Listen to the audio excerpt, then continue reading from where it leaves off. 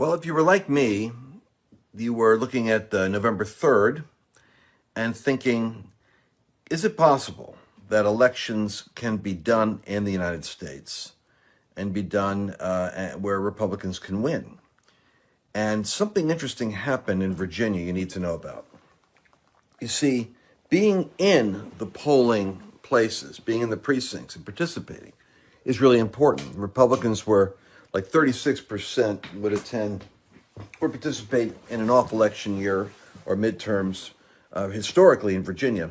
But with 90% of Republicans, because you guys are engaged, because the precinct strategy focus really works, because the grassroots is taking no prisoners, because you guys showed up, like 91% of those precincts had folks like you crawling all over. So you see, the capacity to steal an election is diminished when there's boots on the ground and people are watching what's going on.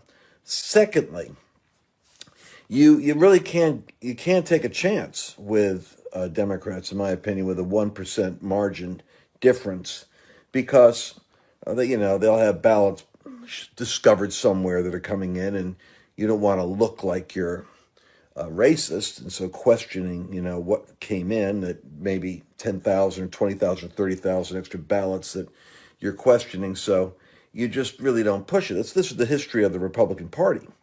However, and I'm talking about those concentrated cities, where the votes are churned out, which is what happened like in Atlanta and Philadelphia, etc.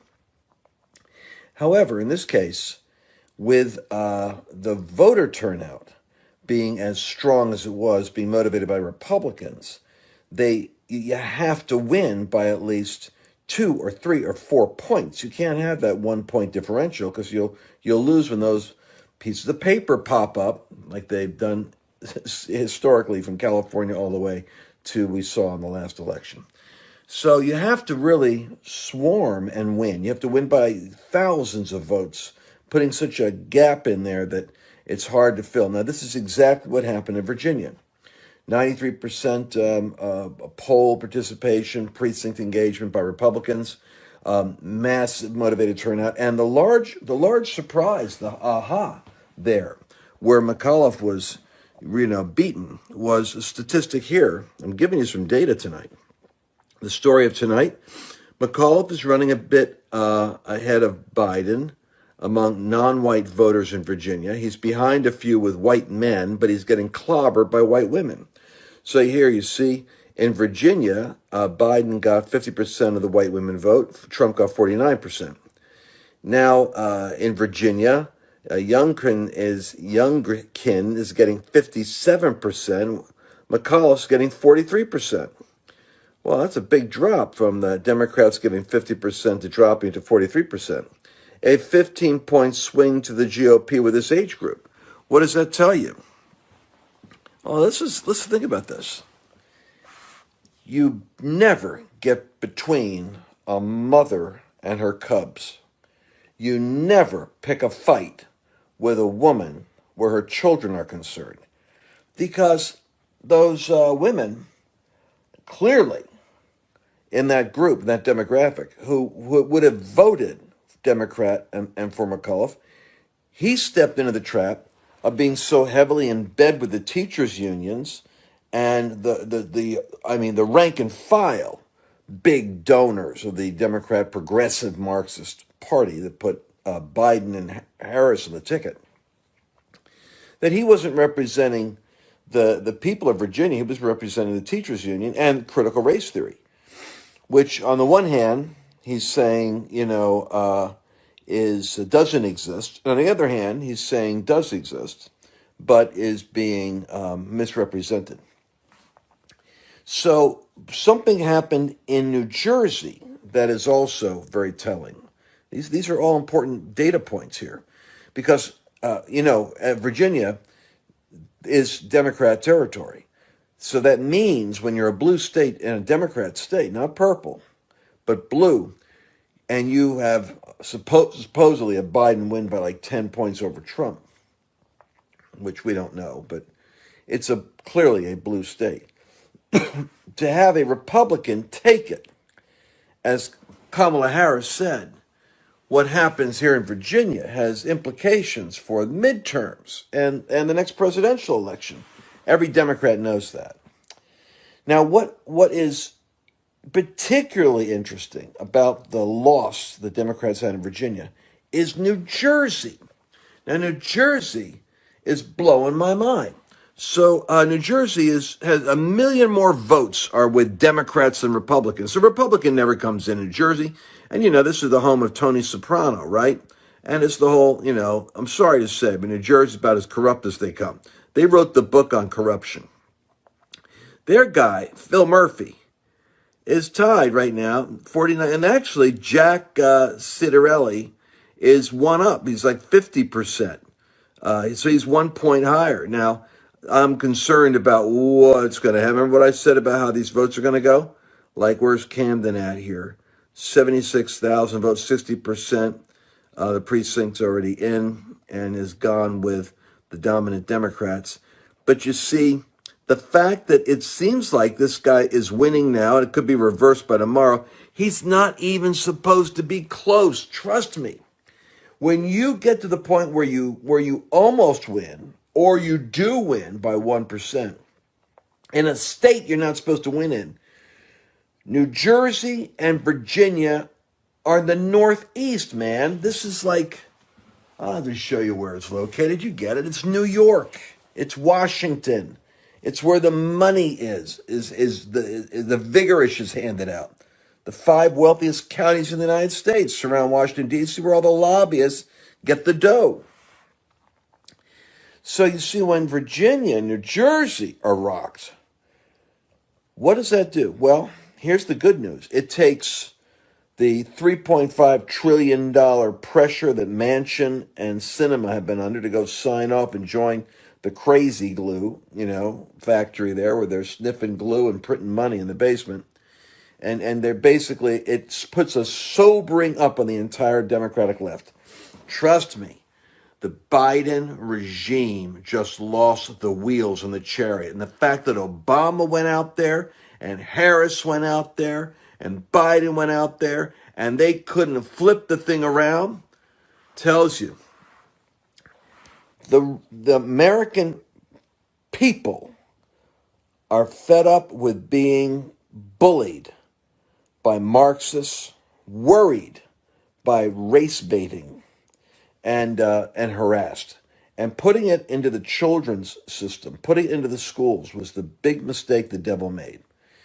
Because you come between a mother bear and her cubs, and you will discover the wrath of God. And that's exactly what they've done. Now, how are they going to fix this? Because they're hell-bent on spending money. The progressives are going to go for that. So how are they going to get a spending bill going?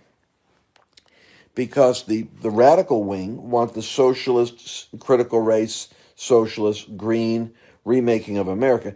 See, the left, these people are so obnoxious, but it's a spiritual thing. And it is spiritual because they're governing like they were a majority given a mandate.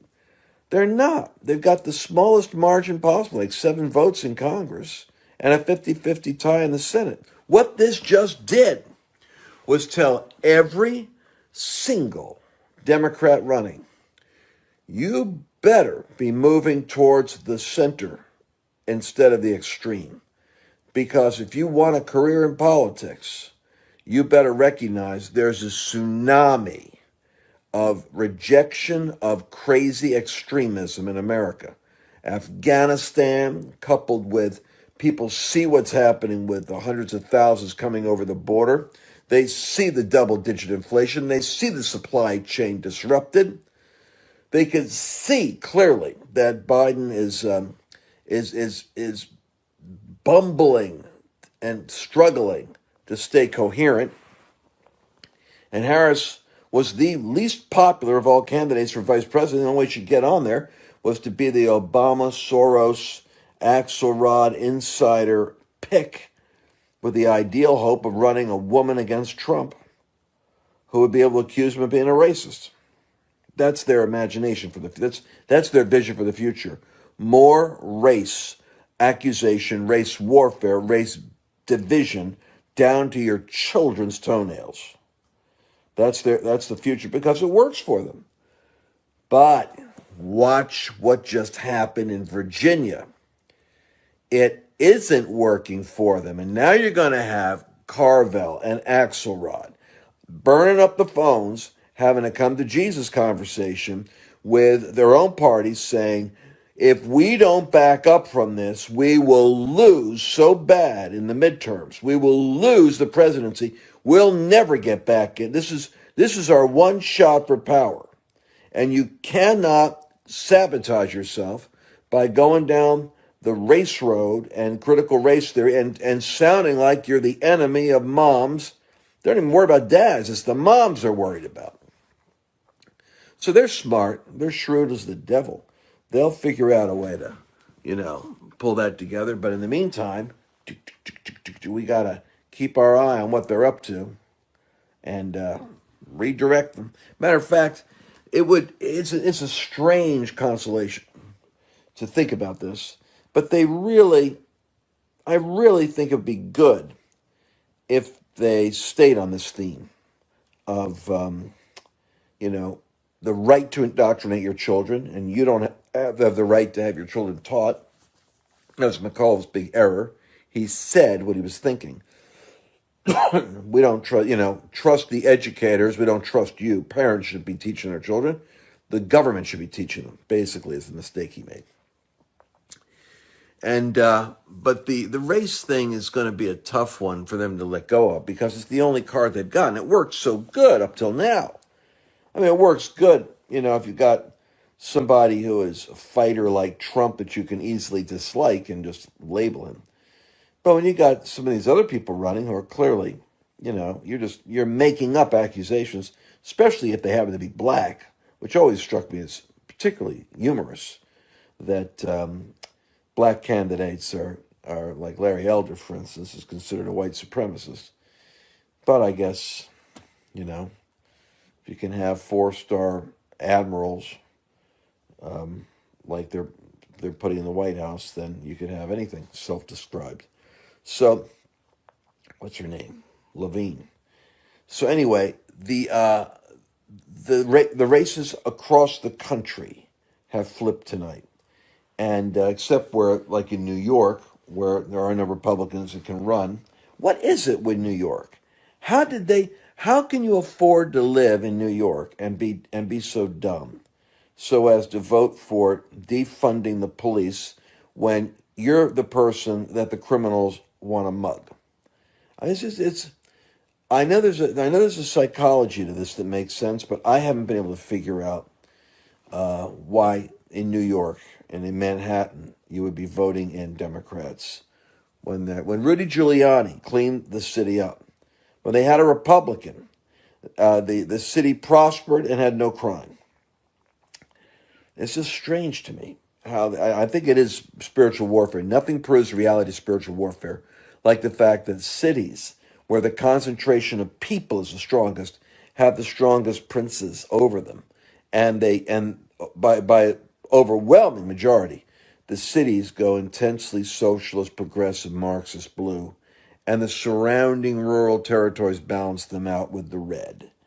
It's like the further you get away from those cities, I think the less under the control of that warfare you're under. So I think we have to really have grace for folks that are living in these places because they got stronger warfare to resist. But the news is tonight. The shocking news is 2 states Democrats had a stronghold in just got lost tonight. And even if the governor's race gets ripped off and flipped back to Murphy, the message is clear. He lost it or won it by a mere point in a state that no one should ever lose. All the Democrats are going to be rethinking their position. And if they aren't, it's only because they're in an Ocasio-Cortez, district or county where they're so overwhelmingly crazy there that they can afford to sniff the crazy glue also. But the majority of those, what have we got? 7 Senate seats coming up and all congressional seats. It's going to be interesting. I think there's no reason to believe that if we don't do this stupid spending, and the grace of God keeps us from a military confrontation, that we lose. That we are already seeing the gradual recovery, even in pain. But it's coming in a way that I think is very elegant, in that it isn't the Christians doing this. Christians are only like 25% of the voting impact out there. It's the independents. I mean, this is very important, because the populist movement that I believe will become the populist awakening requires the independents and the Hispanic. And the independents and the Hispanic were the big, shocking key here. One of the data points that I saw is that it's the Hispanic vote that is rising up, and the women who are seeing what's happening to the children, that those two areas are rising up. The Hispanic don't like what's happening with the immigration issue, curiously. And the moms don't like what's happening with their children, and they don't want to be told that they don't have authority over their kids. Interesting times. So that means the populist movement can meet with the awakened believers. Now, how many Christians are going to be able to get into this next cultural phase of warfare? I'm telling you, they're there now. They're the ones that are manning the precincts. Some of them are the ones that are actually the Marjorie Taylor Greens and the Jim Jordans, and these are Christians. And so you'd be surprised how many of our folks are enlightened and anointed on the front lines. Do not lose heart, because this is the tipping point. You're alive right now to see it. And it's happening in such a way that it's reaching out to the independents. And I said that the Great Awakening is going to be the independents, the Hispanic vote, independents, and one half of the Republican Party that believes in America, voted for Trump, but doesn't know Jesus. Think about it. You're talking about 30, 40 million people I'm talking about right there. That's why you're hearing prophets talk about the great harvest. And if that can be aligned properly, it will be the greatest battle of words, battle of ideas, battle of manipulated sound bites you've ever seen. The left will you saw what they did with the Lincoln Project. They create fake racist incidents. They dress up like they're Republican conservatives, and then they do racist KKK torch-bearing theatrics so as to cast slander on innocent Republicans. In this case, the Lincoln Project did that in Virginia, and it, backfired, and it helped lose them more votes. So something's happening now where God is getting into this. You're seeing the answers to your prayers incrementally and gradually, while America is going through a season of shaking and discipline, and we're all being refined and maturing. But I'm saying that the tipping point has just taken place in a big way, and you need to rejoice, because it means that we're gradually in the season of a slow zigzag, where David was told to rise up and recover all. Where it's slow because it's going to require a grind, the daily grind. And we're going to take ground every now and then. We're going to lose some battles, but we're going to keep taking ground until we've recovered all. And I'll keep you posted on this and how it works. Thank you for watching the podcast, listening to the podcast, lancewallnau.com/podcast. That's where I do a lot of stuff I'm holding back on. I hope I'm holding back now. I'll find out my staff might edit this tomorrow. But a lot of stuff I can't say here on these platforms, I am saying on the podcast. And thanks to you, we have over 250,000 downloads this month. And that's because we're holding nothing back. We're preaching like we have to preach the truth, or we're not doing what God requires us to do. Lance Wallnau, go to Lance Wallnau Show. It's live every day. All right, and you can see it on our Ditto Cam on Liftable TV. I'll talk to you tomorrow. If you like this video, make sure you like it here, and also subscribe so that you can get other broadcasts in the future as soon as they come out. And you know what would help me? Make a comment and give me your thoughts on what you'd like to hear about in the future.